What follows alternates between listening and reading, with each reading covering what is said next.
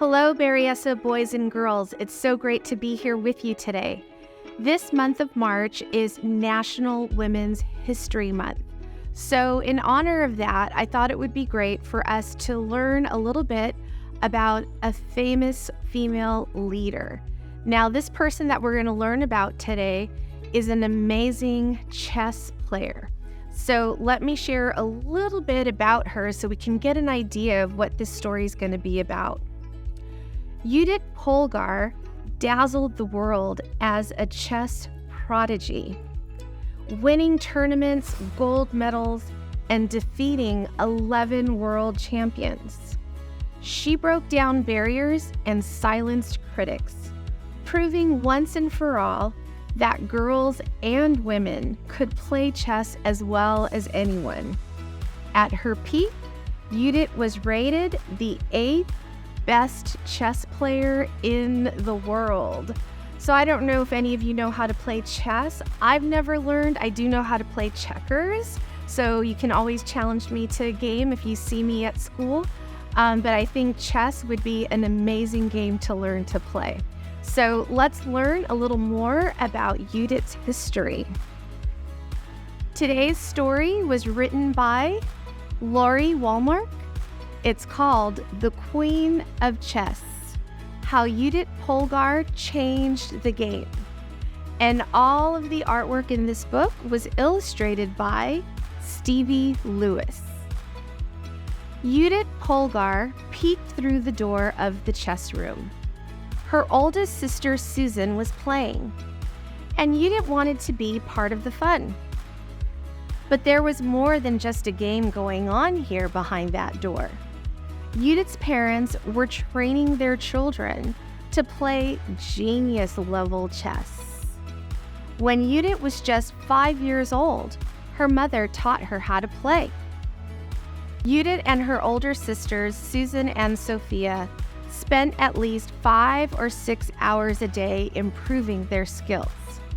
Coaches gave them difficult chess puzzles to solve, and Judith memorized the patterns of pieces in thousands of games. Judith was a natural competitor. She loved playing and rushed through meals just to get back to her chessboard. Judith especially liked playing blindfold chess with Sophia. In blindfold chess, the sisters didn't actually cover their eyes, and they didn't use a chessboard. Instead, they announced their moves aloud to each other. In her mind's eye, Judith could imagine the position of each piece and calculate its possible movements. Judith played chess ferociously. She fearlessly attacked and didn't worry about sacrificing or losing her pieces. She calculated the best ways to hunt for the king and trap him. The joy of checkmating her opponent would sometimes make her giggle, especially when playing against adults. Judith's life was more than just chess, though. She studied languages and advanced math. She swam and played ping pong. She took joke breaks with her sisters to see who could make the others laugh the hardest. But at the chessboard, Judith and her sisters were making a name for themselves. By age 8, Judith had won junior tournaments and was beating even the adult players. At 9, she was ready for a bigger challenge, so the whole family flew to the United States for the girls to compete in the New York Open. Along with other players who were new to tournaments, Judith competed in the unrated section. She looked around. There were nearly 1,000 competitors. She was the second youngest. Instead of playing in the women's bracket, which nearly all the girls did, Judith and her sisters played in the open section. They wanted to challenge the toughest competition, which included boys and men.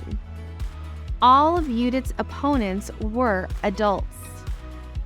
She won her first 2 games while wearing a sweater knitted by her mother. Did the sweater bring her luck?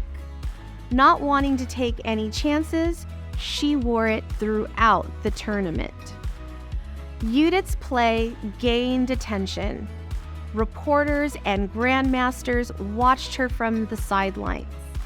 In one amazing game, Judith had her opponent on the defensive. She cornered his king with her rook and queen, threatening checkmate. When he tried to block her, Judith didn't care. She let him take her rook, which left his king open to attack. Totally outmatched, he resigned. Judith's dazzling play won her the tournament and the Brilliancy Prize for the best, most creative, and most strategic game. She was the talk of the tournament and even on the front page of the New York Times.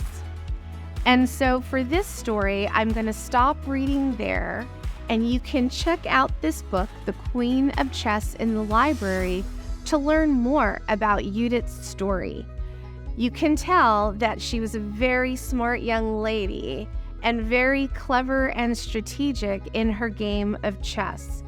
Definitely something that each one of you can do, whether you're a boy or a girl.